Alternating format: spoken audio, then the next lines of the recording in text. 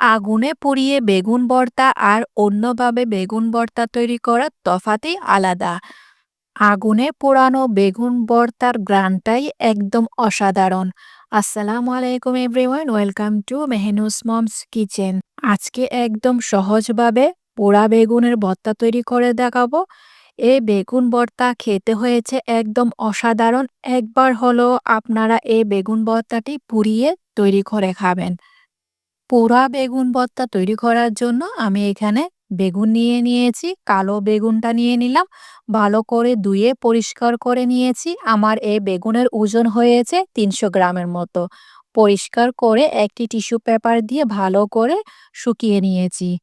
এই বেগুনটাকে এবার একটি ছুরির সাহায্যে ভালো করে কেচে দিয়েছি। কেচে দেওয়ার কারণে বেগুনের ভেতরটা পর্যন্ত আপনার সিদ্ধ হয়ে যাবে। এবার সামান্য পরিমাণ সরিষার তেল হাতে নিয়ে নিলাম। বেগুনের গায়ের উপর সরিষার তেল ভালো করে মাখিয়ে নিলাম। অবশ্যই বেগুনের গায়ের উপর তেল মাখিয়ে পোড়ানোর চেষ্টা করবেন। এবার আমি চুলা জ্বালিয়ে দিলাম। চুলা জ্বালিয়ে এর উপর একটা স্ট্যান্ড বসিয়ে দিলাম। স্ট্যান্ডের উপরে আমি বেগুনটাকে পুড়িয়ে নিব। চুলার আঁচ এই পর্যায়ে একদম লোতে রাখবেন। খেয়াল রাখবেন চুলা বড় করে বেগুনটাকে পুড়তে যাবেন না। একটি আস্ত রসুন নিয়ে নিয়েছি, রসুনটাকেও আমি এভাবে করে পুড়ে নিব। পুড়া বেগুন ভর্তার মধ্যে এভাবে রসুনকে পুড়ে ইউজ করলে বেগুন ভর্তাটি হয় একদম হাই লেভেলের।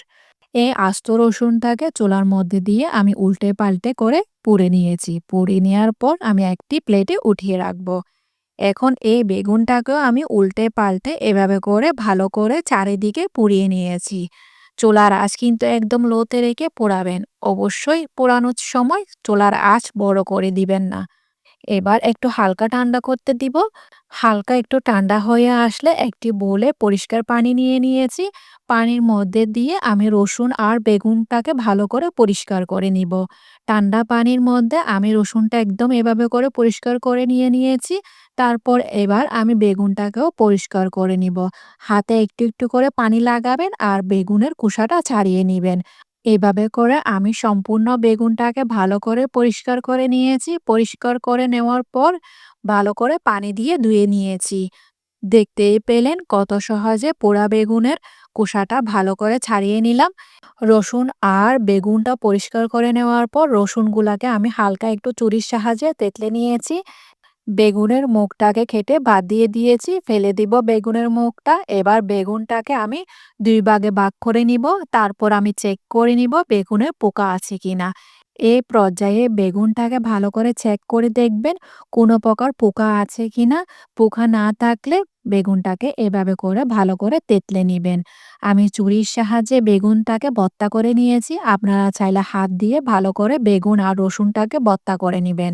বেগুনটাকে বেশি একদম স্মুথ ভর্তা করতে যাবেন না, একটু গোটা গোটাই রাখবেন। আমি এভাবে করে ভর্তা করে একপাশে রেখে দিব।